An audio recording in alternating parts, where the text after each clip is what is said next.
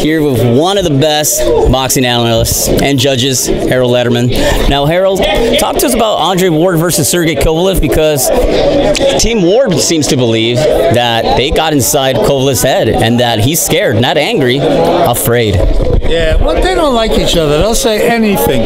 I mean, absolutely anything. They, you know, they really don't like each other. I mean, you know, Andre Ward will say Sergey Kovalev is scared, and Sergey Kovalev will say Andre Ward drinks vodka every day. I mean, you know, hear all kinds of nonsense. They just don't like each other. They'll say anything. It's meaningless. You know, it's good. It's good because they'll fight harder because they don't like each other. But as far as you know, what they're saying, forget it. You know, it doesn't mean a thing.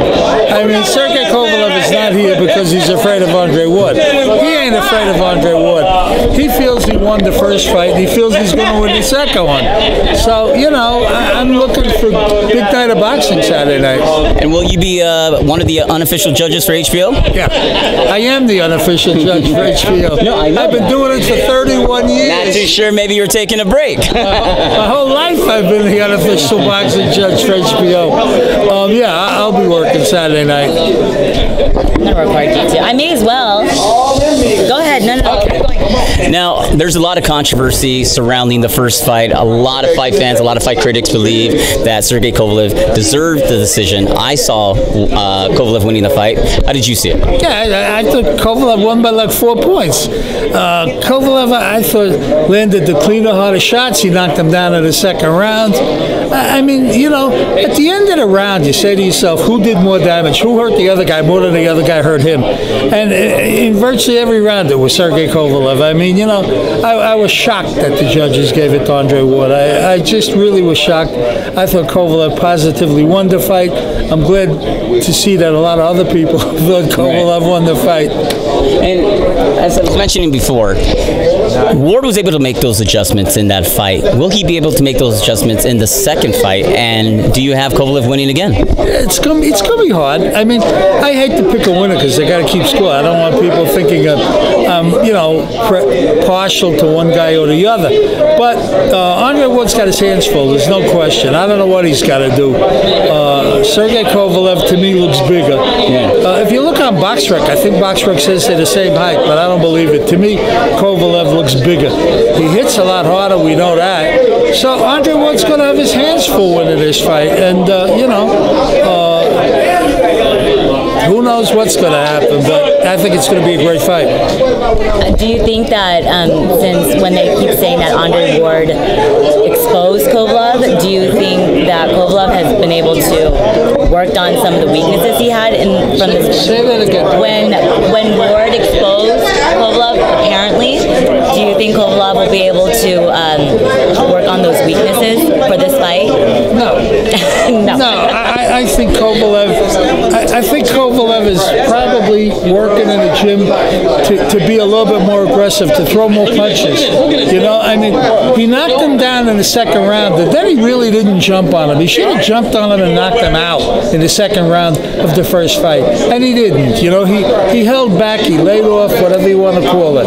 You know, and he can't do that. And if I were his trainer, you know, if I were John David Jackson, I certainly would be working with Sergey Kovalev to get him to be more aggressive, to throw more punches, to jump on Andre Ward, to hurt him, and then finish him. You know, let's talk about the biggest buzz in Vegas, the biggest buzz in the entire world, Mayweather versus McGregor. Does that take away from the buzz of Ward versus Kovalev? No, not really. No, I mean, Floyd Mayweather's not till what, August the 26th, so, you know, people that are going to buy the pay-per-view Saturday night have a lot of time to save up their money to buy the Mayweather pay-per-view. No, I don't think it's going to hurt the Mayweather crowd. You know, the Mayweather crowd or the Mayweather pay-per-view people that buy it at home. You know, I know some people were saying it may derail the Canelo versus Triple G fight. What are your thoughts on that? That's a little bit closer, you know. That may be affected, you know. Look, there are people in the world that can't afford to buy every pay-per-view, and I'm sure that Floyd's not going to give that fight away for less than $100. I mean, that's what he got for the Manny Pacquiao fight. I'll bet you dollars to donuts he gets $100 for the Conor McGregor fight. And, your average working person can't afford it. All right. No, well, I was just going to ask about the Triple G.